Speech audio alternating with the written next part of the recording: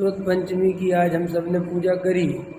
तो श्रुत पंचमी क्यों मनाते हैं, इसका क्या महत्व है, ये सब अपने को पता है। पूरी दुनिया में श्रुत पंचमी पर्व केवल जैनियों के यहाँ है।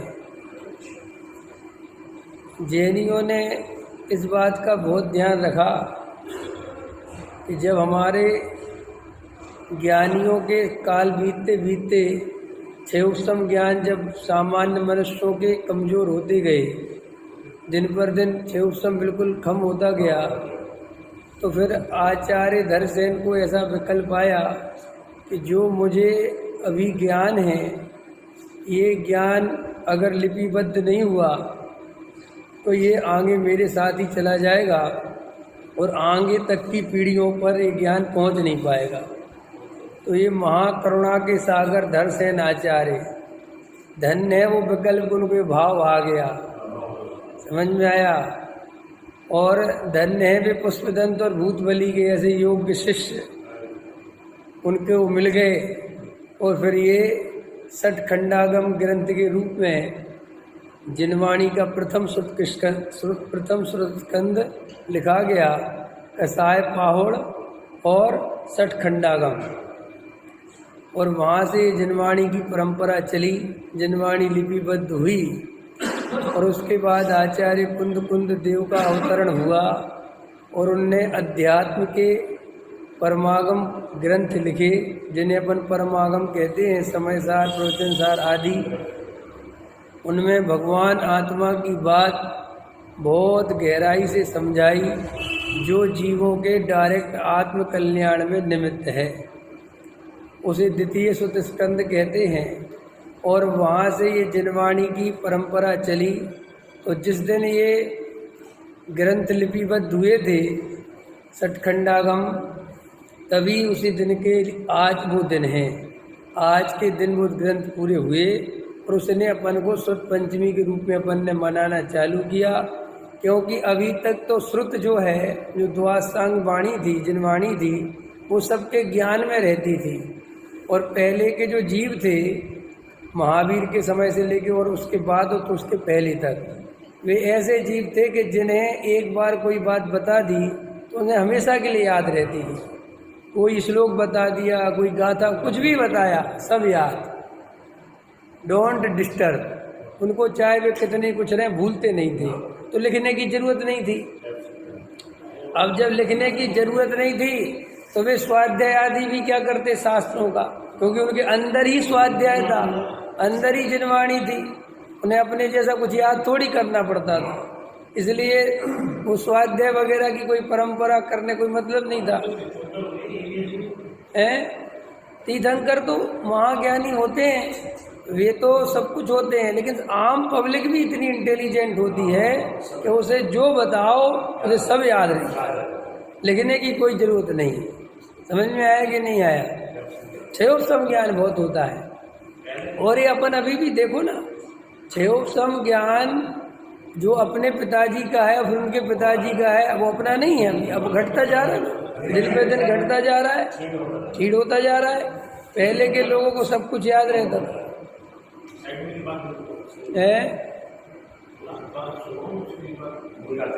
हाँ, अपन तो बिल्कुल भूल जाते, इसलिए ये जिनवाणी लिपिबद्ध हुई। और समझ लो वो महान दिन था कि वो जिनवाणी लिखी गई, लिपिबद्ध हो गई। और आज उस बात को 2100-2200 वर्ष हो गए होंगे, 2000 वर्ष तो हो ही गए। और उसके पहले का लगाओ, तब से लेकर अब तक कितनी पीढ़ियां हो गई होंगी। 100 वर्ष में 3 पीढ़ियां होती हैं, तो 2000 वर्ष में कितनी पीढ़ी हो गई? 20 या 60 पीढ़ी है। एक भी गलती नहीं करी उनने बीच में, हमेशा जिनवाणी का प्रॉपर पढ़ना, पढ़ाना, लिखना, लिखाना चलता रहा। अगर बीच में एक पीढ़ी ये जिनवाणी पर ध्यान नहीं देती, श्रुत पंचमी पर ध्यान नहीं देती, बोलो, और ये शास्त्रों को पढ़ने पढ़ाने का काम एक पीढ़ी बंद कर देती, तो क्या होता? आगे की सारी पीढ़ियां हमेशा के लिए तत्व ज्ञान से अनभिज्ञ रह जाती। इसलिए शुद्ध पंचमी का पर्व सारी जैन समाज को अति उत्साह से मनाना चाहिए। क्यों? ताकि हमारी आने वाली पीढ़ी को पता चलता रहे कि जिनवाणी का कितना महत्व है। आपको पता है, जो बड़े बड़े दार्शनिक होते हैं, जो बड़े बड़े विचारशील विचारक होते हैं, वो एक बात कहते हैं कि अगर दुनिया में पुस्तकें नहीं तो कुछ भी नहीं। समझ में आया? अगर शास्त्र नहीं तो कुछ भी नहीं, क्योंकि सारे जीवन का निचोड़ तो इन्हीं शास्त्रों में लिखा हुआ है। अनंत ज्ञानियों की वाणी का सार तो इन्हीं शास्त्रों में लिखा हुआ है। इसलिए शास्त्रों की परंपरा निरंतर बनी रहनी चाहिए, प्रगतिशील रहना चाहिए।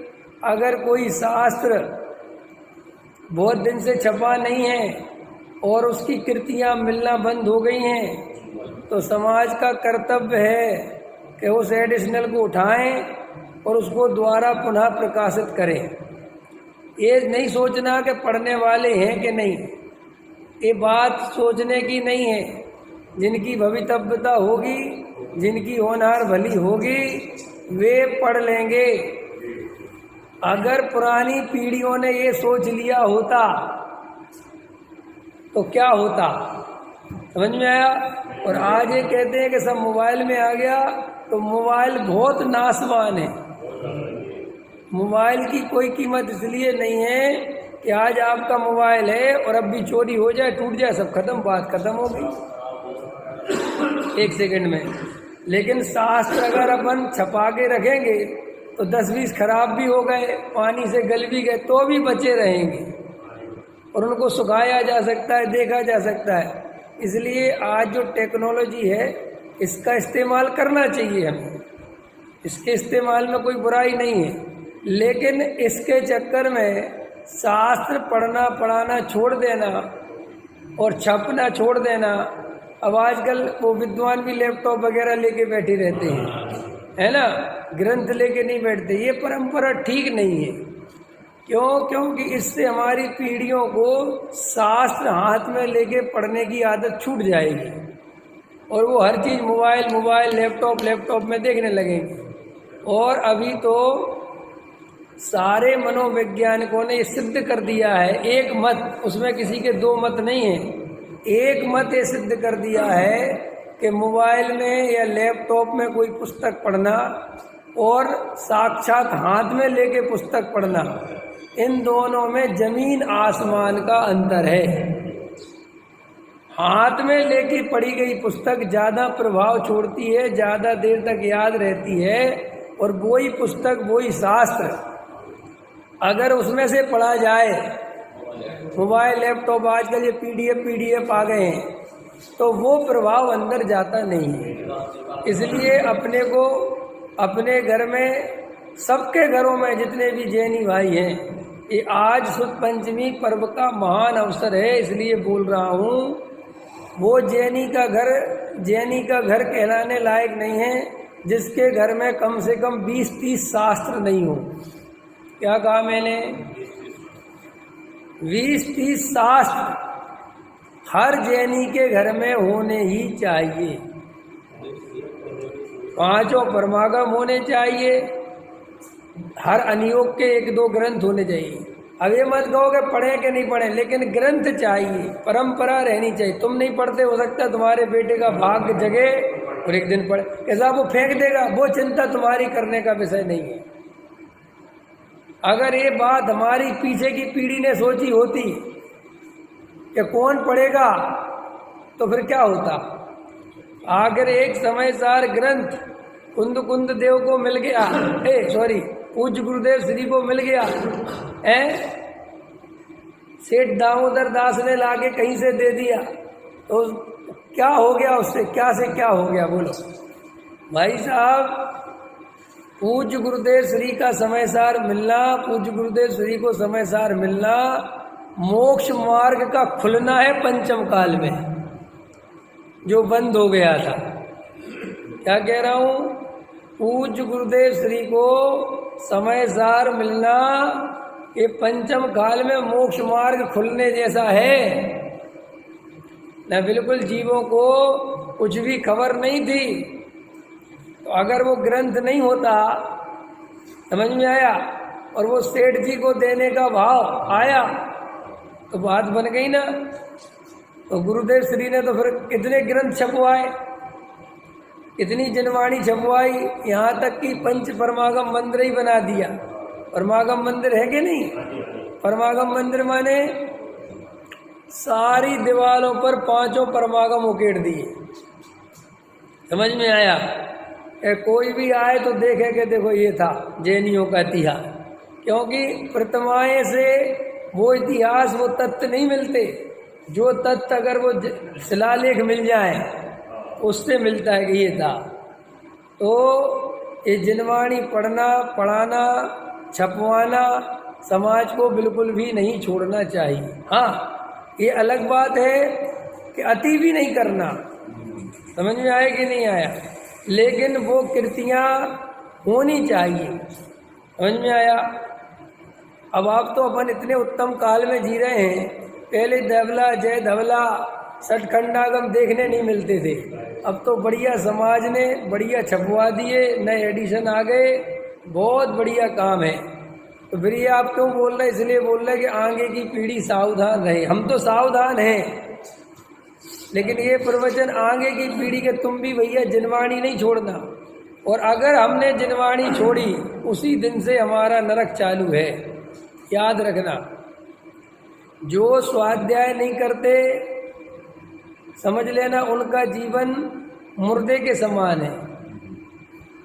जो शास्त्र नहीं पढ़ते, उनकी आंखें होते हुए भी वे अंधे हैं, ये पक्का समझ लेना। हम अगर अपने ज्ञान का उपयोग जिनवाणी पढ़ने में, तत्व समझने में नहीं लगाते, तो हमारा संगी होना कोई काम का नहीं है। हम असंगी जैसे ही हैं। याद रखना, खाना पीना, जोड़ना, मकान बनाना, रुपया पैसा धन परिग्रह इकट्ठा करना, ये जीव का कार्य नहीं है। ये तो पुण्य के कार्य हैं। पुण्य के अनुसार ये सामग्री मिलती है, और इससे जीव का रंच मात्र भी भला नहीं है। और अगर कोई मनुष्य होकर ये रुपया पैसा मकान दुकान परिग्रह इनमें जोड़ने में लगा रहता है, तो वो त्रियंच के समान है, असंगी के समान है। माने उसने इतना उत्तम कुल, उत्तम जाति, उत्तम संयोग, देव शास्त्र गुरु सब कुछ मिलने पर भी अगर हमने शाश्वत ज्ञायक भगवान आत्मा की पहचान नहीं करी, सच्चे देव शास्त्र गुरु का स्वरूप नहीं पहचाना, निज आत्मा की आराधना नहीं करी, क्रमबद्ध पर्याय जैसे सिद्धांत को स्वीकार नहीं किया या नहीं समझा, तो हमारा मनुष्य भाव व्यर्थ गया, संगी पंचेंद्री होना व्यर्थ गया, जो बड़ी मुश्किल से मिलता है।